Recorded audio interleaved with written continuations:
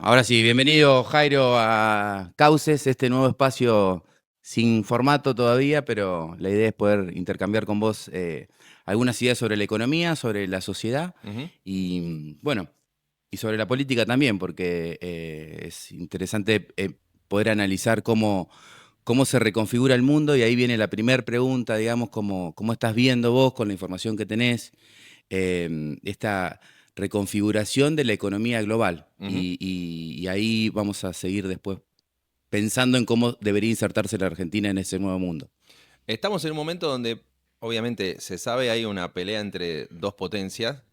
Nosotros tenemos información hasta donde llegamos de lo que hace una de las potencias, Estados Unidos, y tenemos casi nada de información, desconocemos por completo en profundidad la mirada del mundo de lo que es la estrategia de la otra potencia en pugna, que es China. A veces no somos conscientes de que únicamente vemos un pedacito del universo que es la mirada de Occidente y aunque hagamos esfuerzos, desconocemos por completo los objetivos, la política y la estrategia de el gigante de Oriente. Entonces, desde donde me puedo acercar, hay una reconfiguración mundial del balance de poder económico, militar y comercial que ahora tiene como mayor manifestación, si querés, la guerra de aranceles que comenzó de Estados Unidos tratando de frenar la invasión de productos chinos y el mundo reaccionando a qué hace frente al saldo exportable de China que inunda el resto del planeta. Ahora, mientras eso pasa, se agrega un nuevo conflicto bélico, que es la crisis de Medio Oriente con el ataque de Estados Unidos e Israel sobre Irán y las respuestas de Irán, pero al mismo tiempo, si no sucede eso rápido, daría la impresión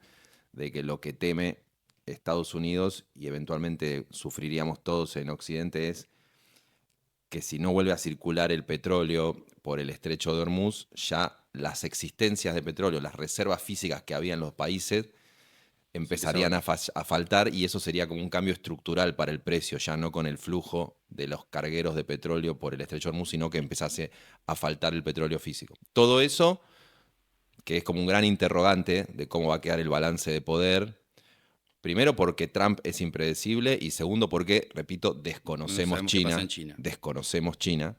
Eh, Eso convive con otra situación global que tiene protagonistas en el capitalismo estadounidense, que es el manejo de la tecnología en un puñado de personas de alto patrimonio, por lo menos en Occidente, porque China también está desarrollando su propia tecnología y lo Pero no, desconocemos. no existe esta figura que creo que un cambio que eh, está ya bastante dicho, pero está bien que detenerse ahí de cómo también cambia el capitalismo occidental respecto de lo que antes eran las corporaciones, que no es que les escaseaba el poder, pero que tenían determinados condicionamientos, una estructura corporativa tiene un condicionamiento que ahora estos 4 o 5 personajes del mundo no tienen, digamos, como que se individualiza mucho más, no solo la economía, sino Mm. también esos actores del capitalismo moderno y su influencia también en la política, ¿no? Como que Sí, se reconfigura también la estructura del poder adentro del capitalismo a partir de lo que fueron las corporaciones, o las grandes corporaciones, a individuos. sí, pero ojo porque eso que vos decís es lo que viene pasando de la mano de la explosión de, primero de Internet en los 90, del crecimiento de Silicon Valley y hoy en día con la inteligencia artificial, pero al mismo tiempo lo que está pasando, incluso a pedido de algunos magnates de la tecnología, es que se transforman en brazos de las políticas públicas, en este caso de Estados Unidos, porque cuando vos ves lo que está diciendo Peter Thiel, el fundador de PayPal y de Palantir, y su socio Alex Karp, que escribe el libro La República Tecnológica, lo que están diciendo es, dejemos de ser individuos generando fortunas con aplicaciones para que la gente dé like y empecemos a hacer lo que eran los desarrolladores de armas nucleares en los Ujú. 60 y 70. Seamos empresarios alineados con el Estado porque hay una carrera armamentística tecnológica que si no se unen Estado y corporaciones tecnológicas, Estado y magnates tecnológicos, nos pasan por arriba los Los chinos. chinos. Entonces, es cierto que el boom de la tecnología dio un puñado de magnates que manejan la tecnología en el mundo, viendo la parte occidental, en el foco en Ujú. Estados Unidos, pero esos mismos tipos, al calor de el giro ideológico que se ha dado en el mundo, al calor del el pensamiento, si vos querés, más de Occidente está bajo ataque, que ha primado entre ellos, empezaron a levantar la voz y decir, che, aliémonos con el Estado porque Occidente está en peligro, la tecnología china nos puede pasar por arriba. ¿Y cuál ha sido la ventaja que han tenido los chinos? Que los chinos han manejado, como no tienen una democracia, como tienen un partido único, como manejan todo con mano de hierro, desde el Estado manejaron los desarrollos tecnológicos sin preocuparse por las regulaciones, sin preocuparse por qué dice el Congreso. Bueno, los magnates en Estados Unidos están diciendo, si no hacemos algo parecido, dejamos un poco relegada la democracia, aliamos Estados Unidos gobierno con Estados Unidos magnates tecnológicos y aceleramos, los chinos nos pasan por La arriba. ecuación la gana China. Bueno, pero ahí también, eso sí, una diferencia porque estos magnates además tienen una tensión con la democracia, efectivamente, porque se comparan con China, pero también tienen una visión de la sociedad que quieren construir, ¿no? Está como esta discusión del poshumanismo y lo que están planteando Ujú. no solo en términos institucionales sobre la democracia, sino también de cuál es la sociedad que están viendo y cuál es la sociedad que están promoviendo. O sea, como esa radiografía de que estos tipos quieren cambiar el mundo, el occidental, no solo en términos de la democracia, sino también de las relaciones sociales.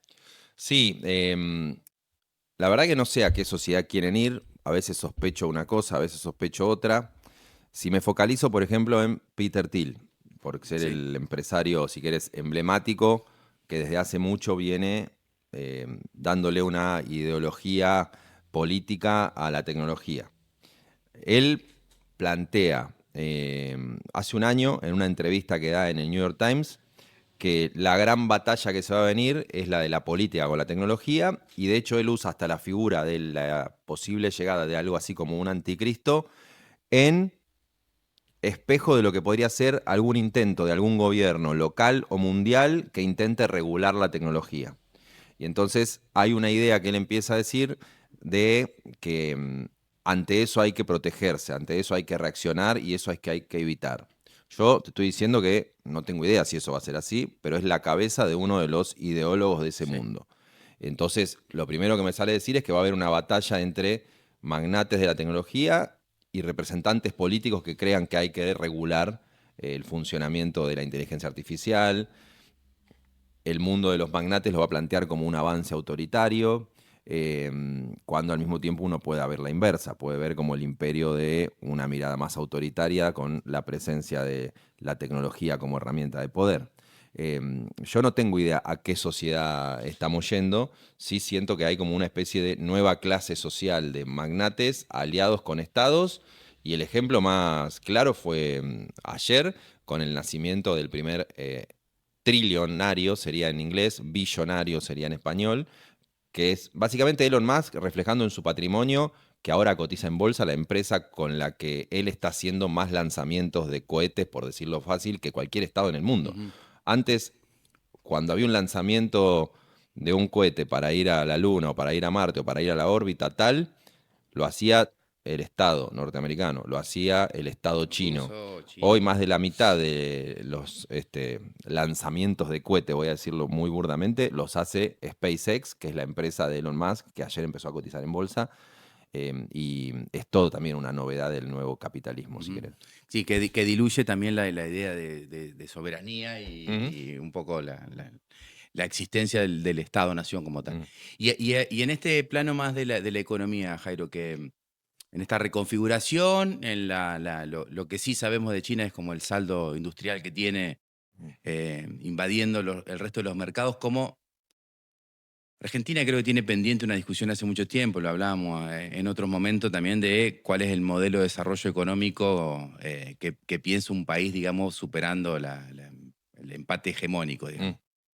Pero como si tuvieses que abstraerte un poquito y pensar en esa nueva configuración mundial, desde las nuevas tecnologías hasta la invasión de la manufactura china, ¿cuáles son las posibilidades de inserción de Argentina? Digamos, si te pones 5 minutos en ministro de Economía del país o en presidente, digamos, ¿cómo Sí. pensarías en ese nuevo concierto mundial a dónde podría insertarse Argentina y a dónde no? Algún día tenemos que decir que como país tenemos un culo descomunal, Bien. como idea de fondo, porque siempre tenemos como una mirada más tanguera de que todo lo malo nos pasa a nosotros, Melancólica de la... y en parte puede ser cierto según el momento o la mirada que haya, pero para este mundo Argentina tiene una gran oportunidad y también tiene una gran oportunidad otra vez de desaprovecharla, que también es nuestro modo más tanguero de ver la vida. Porque tenés recursos naturales, tenés mano de obra todavía calificada y tenés gente muy formada en distintas industrias, que todavía es producto de un país que ha tenido muy buena educación pública, por más de que pueda estar en un proceso de empeoramiento por distintas crisis y por falta de presupuesto, todavía se siente el eco de una sociedad que ha tenido buenos niveles de educación, educación pública, también educación privada, y hay recursos naturales. Entonces vos decís, frente a un mundo donde hay una batalla geopolítica y uno de los elementos de esa batalla geopolítica es el acceso a minerales críticos, donde hay cada vez más conflictos bélicos y Argentina está lejos de las zonas de conflicto, tocó madera por ahora. Argentina tiene como una especie de, más allá de quién gobierne, ¿no? O sea, Sí, condiciones estructurales sí, favorables para... en simultáneo, hace 12 años que Argentina viene explotando cada vez más profundamente un yacimiento como el de Vaca Muerta. eh, y le podés agregar un montón de otros recursos, estás parado en una situación donde vos decís, bueno, no estoy en pelota frente al mundo. Entonces tengo un montón de recursos donde yo me puedo parar. Ahora, al mismo tiempo que eso, y me parece que no hay que subestimarlo, porque por ir a los números, antes de ir al desarrollo productivo, en los números, Argentina hace 5 años cambió radicalmente su dependencia en materia Sí. energética. O sea, entiendo que como acá estamos en el medio de la grieta anterior y la nueva grieta, si vos te haces un zoom para afuera y ves, Argentina, con todos nuestros quilombos, y no sabemos si lo vamos a desaprovechar, y lo tomo con todo el pesimismo que quiera, es imposible de no decir que dio vuelta a su dependencia energética. Antes comprábamos 6.000 palos en dólares de energía y hoy estamos 20.000 palos a favor. O sea, Y con horizonte de seguir sí. creciendo, además. Entonces vos decís, tenemos mucha suerte, tenemos los recursos, y cada gobierno va mandándose una cantidad de mocos, también tuvo una cantidad de aciertos y continuidades que nos trajo hasta acá. Estoy por ahí en un modo más optimista cuando miro eso.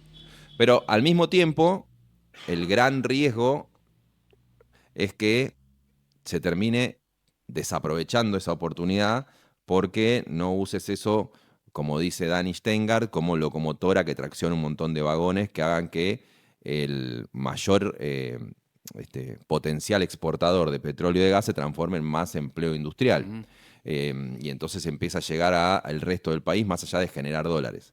Y después hay una gran cuestión que habrá que ver qué pasa con un futuro gobierno, que es que Argentina va a tener una montaña de dólares de exportación que se van a ir generando por lo que ya es Vaca Muerta, por las nuevas inversiones que Argentina está metiendo dentro del régimen de incentivo a las grandes inversiones para Vaca Muerta, y por también nuevos proyectos que pueden ser mineros, Minero, sí. etcétera, que le dan la posibilidad a las empresas internacionales que a partir del tercer año de exportación se queden con todos los dólares afuera. Entonces, también puede ser que hagamos un gran despropósito y desaprovechemos la abundancia de dólares que vamos a dejar como garantía de que no vas a tener otra vez saltos en el dólar, porque no vas a tener ninguna obligación puesta a las empresas para que liquiden, aunque sea una parte. Entonces ahí puede ser que estemos también cometiendo un gran error, que asociado eventualmente a no estimular, generar laburo industrial asociado a esos recursos naturales, termine siendo otra vez la versión Una tanguera burbuja de la de dejamos pasar. explotación. Entonces, para mí hay que ver las dos cuestiones. Por un lado, tenemos muchísima suerte porque en un momento el campo, en un momento la economía del conocimiento y en un momento el petróleo y ahora tal vez la minería y eventualmente también el litio nos está dando el reparto de cartas, nos está Sí. dando el 7 Y bravo y el ancho cada tanto. hay una discusión que yo quisiera traer que está como siempre teñida de lo ideológico respecto de dónde encolumnarse en ese nuevo orden mundial, la discusión entre si pro China, pro Estados Unidos, y esta como que es muchas veces una trampa, Mm, porque uno de afuera debería pensar que Argentina podría diversificar sus relaciones internacionales en esos dos bloques.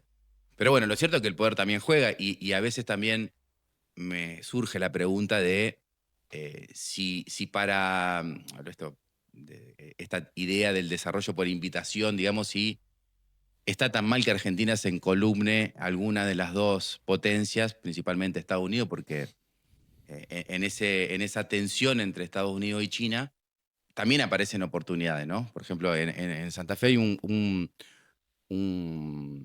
mundo de la biotecnología, digamos, ¿no? Una capacidad técnica de profesionales que se formaron en las universidades públicas de Santa Fe y los laboratorios estadounidenses mm. que ya no pueden conveniar el desarrollo en China, o sea, está prohibido, están buscando otras plazas para desarrollar tecnología, biotecnología, digamos. Y Santa Fe particularmente podría ser un hub de biotecnólogos bueno, que hagan la parte de desarrollo de los Ujú. laboratorios estadounidenses. Y a veces como está esta trampa, ¿no? Que es lo que quiero discutir con vos, o escuchar tu opinión, digamos, de esta idea de alinearse a una de las dos potencias Mm. como algo que es totalmente negativo. Yo hago un signo de pregunta. ¿Es totalmente negativo o tal vez si nos desalojamos un poco del contenido ideológico y entendemos que en realidad no es que son buenos y malos, digamos, ni China ni Estados Unidos, Mm. bueno o malo, y elegir un bando, digamos, para hacértelo más gráfico, no está tan mal como parece, ¿no? Yo plantearía como punto de partida que la Argentina los últimos, no sé, 10 años tuvo una inestabilidad tal que se regaló en un momento a China y hoy da la impresión se está regalando a Estados Unidos. Pero para mí el foco que hay que poner es que siempre llegamos a nuestra relación con las potencias pidiendo la escupidera, o sea, en un momento de debilidad total. Entonces, ante una corrida cambiaria, ante una flaqueza de reservas, porque vivimos en inestabilidad cíclica, un gobierno va y firma un swap de monedas con China y te refuerzan las reservas y entonces también busca financiamiento para represas y no sé, en el gobierno anterior nos habían invitado a los BRICS, no habíamos llegado todavía al firmar nada con los BRICS y ya estábamos viendo si podíamos manguear plata. O sea, Argentina parte de un problema de inestabilidad que hace que se relacione con las potencias de manera desesperada y sin plan.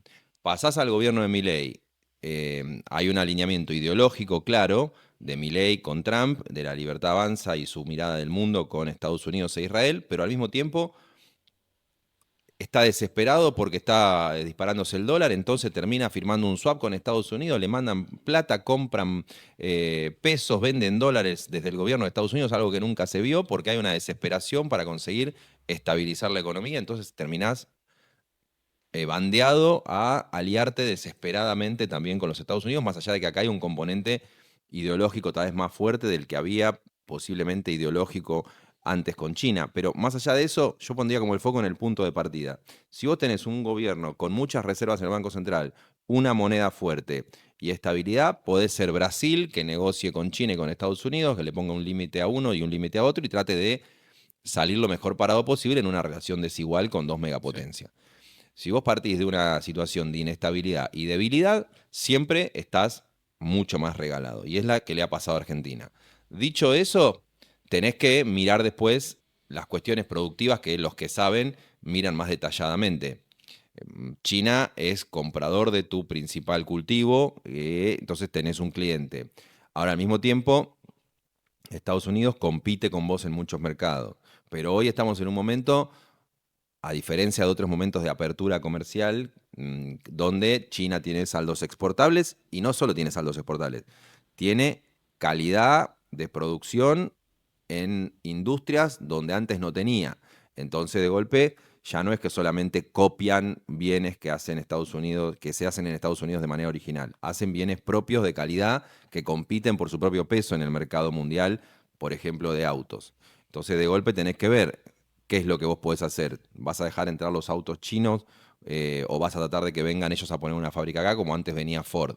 Todo eso es parte de una mirada que, Sí, sí, un proyecto de país que claro, que requieren un proyecto de país y algún tipo de planificación y que en todo caso lo que hoy está pasando, y me parece que se refleja claro, es que las principales potencias, la que tiene el Partido Comunista al frente y la que tiene a Donald Trump al frente, revalorizan el rol del Estado como guía. Y Argentina hoy se está insertando desde un modelo que reduce el rol del Estado al mínimo posible y de hecho tiene como eslogan es llevarlo a su desaparición.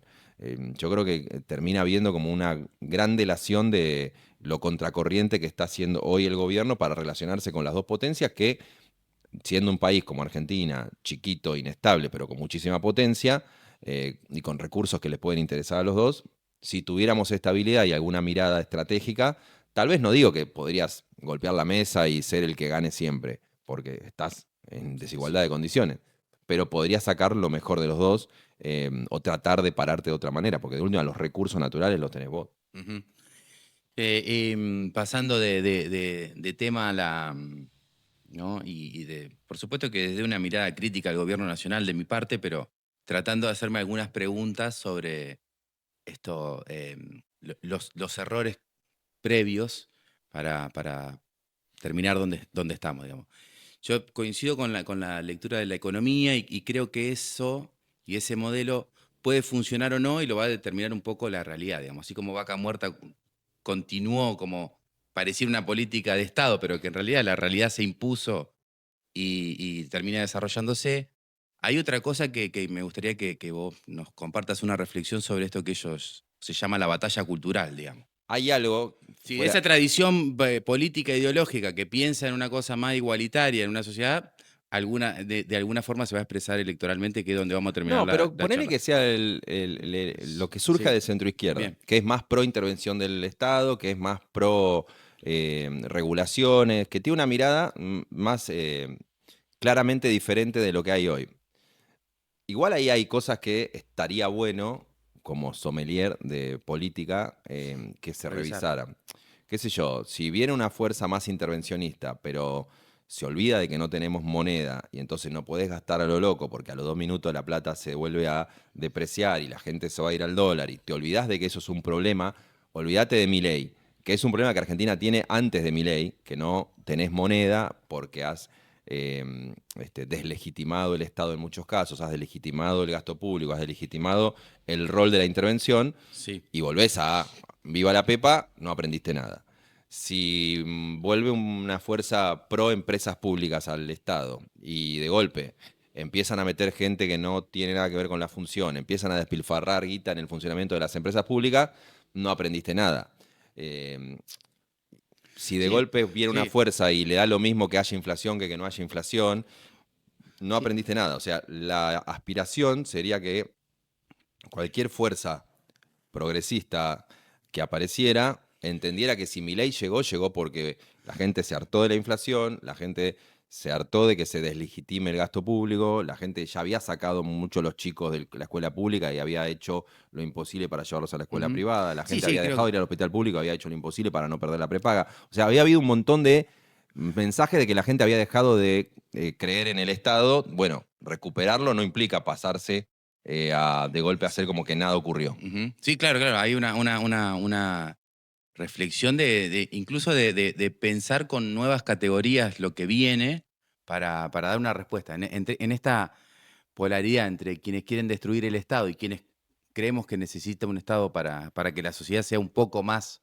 igualitaria, creo que hay una discusión incluso que no puede caer en la respuesta de o que toda respuesta es más Estado, digamos. Ujú. Yo creo que ahí hay un tema para aprender que no, en algún momento al principio de mi ley, que fue el progresismo, digamos, para ponerle un nombre, tuvo una reacción más de resistencia. Después pareció que había como una ola más de reflexión crítica sobre lo que había pasado y se apagó. Y sigue sin aparecer la idea de futuro, desde construir desde esa tradición ideológica una propuesta superadora que, nada, que primero que nada pueda replantear la idea de la calidad de los servicios públicos. Ujú. O sea, si no se piensa ahí que la educación funcione bien, que la seguridad funcione bien, o sea, que los servicios públicos tengan determinada calidad, no va a volver a ocurrir, pero hay una cosa de no poder plantear un horizonte de futuro, digamos, ¿no? Esta tradición ideológica sigue planteada en la resistencia a Milei, a lo que Milei hace mal, y no se anima nadie a decir cómo vamos a salir de esto, ¿no? No, no, Sí, igual en algunas áreas está muy bien que haya resistencia. Entiendo que no sea lo único. exacto.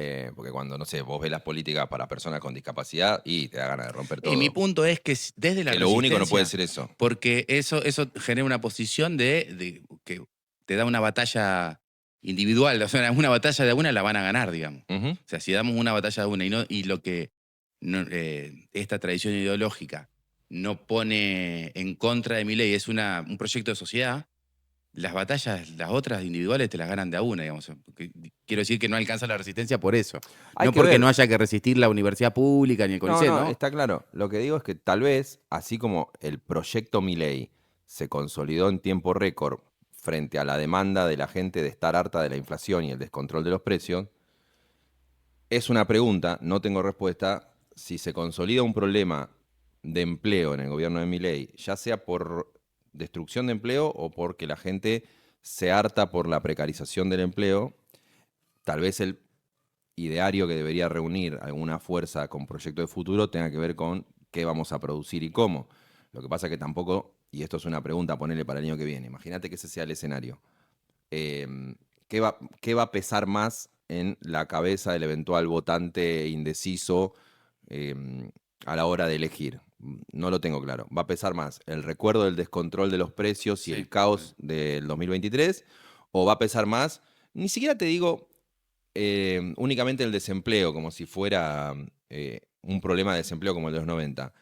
Una peor calidad de vida, donde aún el que tiene empleo tiene 4 empleos, donde aún el que tiene que votar no es que se quedó sin ingresos, sino que ahora tiene que hacer un montón de trabajo más precarios para generar su ingreso. ¿Va a pesar ese cambio en la calidad de vida o va a pesar más el recuerdo del descontrol Claro. anterior? No lo sé, porque no se sabe, bueno, yo no tengo claro cómo ¿Hasta dónde funciona. llega ¿Cómo el funciona el problema del espejo empleo? retrovisor de lo que fue el Claro. 23? Y sobre todo si las figuras que están enfrente son exactamente muchas las Bien. mismas. Entonces ahí hay un gran tema. Sobre todo si vos le pedís, che, dame visión de futuro a todos tipos que tienen la misma cara de los que estaban Bien. ahí, difícil. Ahí para cerrar, digamos ya, y efectivamente no dejar pasar como el problema del empleo, digamos, que va a ser un tema de agenda de la sociedad para adelante. Pero y en esas condiciones también lo que me parece que va a determinar el resultado electoral del 27 va a ser también la oferta, ¿no? ¿Qué se construye? Ahí, para arriesgar tipo pro, de cómo ves, ¿La oferta electoral? cómo se ordena el escenario, la oferta electoral para el Pero, 27. Yo sí. sé que es muy pronto, ¿no? Sí, yo pensé que el Pero presidente ¿dónde? iba a ser Larreta, yo lo digo siempre, así Bien. que no me preguntes a mí por oferta electoral. Yo también, vámonos. Pero no, lo que digo es, depende si hay paso o no hay paso, depende de la regulación electoral que quede. En un escenario que no haya paso, que es posiblemente lo más probable. Y no sé Porque cómo terminarán las negociaciones, pero puede llegar a tener una elección muy atomizada, donde Macri le robe votos a Libertad Avanza, Miriam Bregman y Grabois le roben votos a una parte del peronismo kirchnerista. No sé, puede llegar a ser súper atomizado. súper atomizado y ahí el que saque un pelín más se mete en un balotaje. La verdad que es una incógnita muy grande. Para mí la pregunta, Pero esta idea del escenario de 3/3, que es algo que se está diciendo, se está proyectando bueno, ese escenario es entre. el que venimos. ¿Eh? Igual para mí, el que más puede llegar a aglutinar gente es el ausentismo. O Ok, sea, tal vez sin tenés duda. un nivel de oferta electoral muy amplio, pero si se repite lo de la elección pasada, se profundiza el descontento con Milei, ya sea por Adorni o porque la gente la pasa mal laburando mucho, y no hay nada, como vos dijiste, que proponga futuro, tal vez lo que termina pasando, que ya pasó en el 25, es ¿Qué que la pasó? gente no va a votar. Sí, porque además ahí lo que hay que ver con foco es los jóvenes que fueron el motor de ese Mm. Milei que van a tener su primer desencanto electoral, ¿no? Lo más probable es que no Sí, vayan a votar. o por lo menos aparece como la principal posibilidad.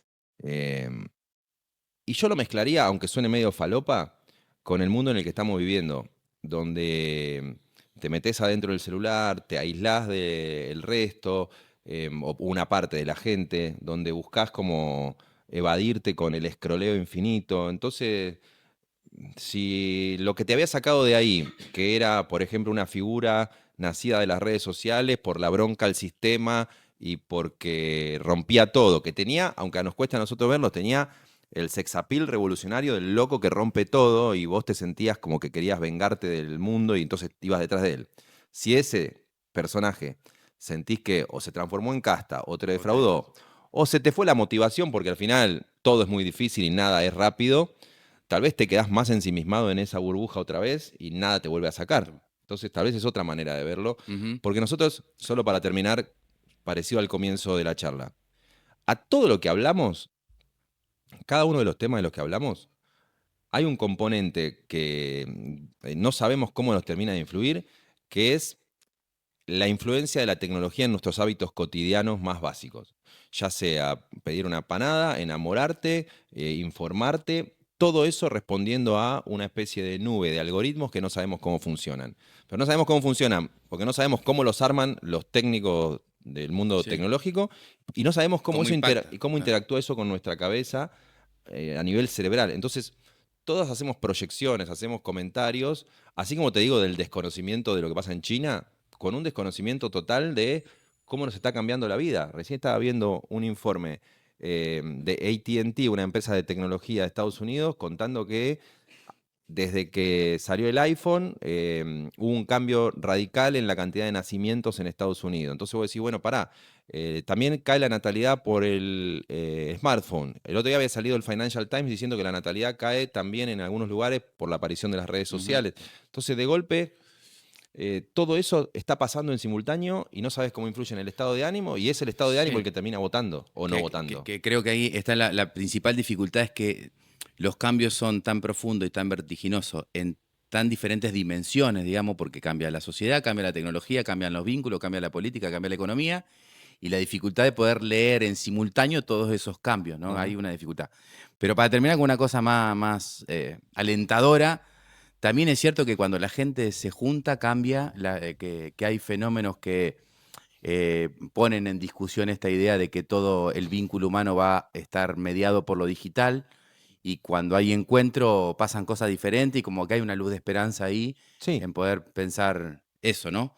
Dónde nos volvemos a encontrar como seres humanos, y una luz de esperanza para que de ahí pueda surgir una cosa diferente. sí, también, porque para no No ser me la solamente... o sea, No, no, porque no, terminame la no para rima. ser pesimista. Siempre la tecnología te permitió curar gente o matar gente. Siempre la tecnología te permite aislarte o reunirte, porque el WhatsApp te permite estar en contacto con todo el mundo y juntar gente que antes te llevaba muchísimo tiempo juntarla. O sea, sí, está bien. Me sumo a tu optimismo para terminar. Que la famosa teoría del cuchillo de Mario Bunge, que te sirve para matar o para cocinar. Nunca alguien resumió tan mal a Mario Bunge en la vida.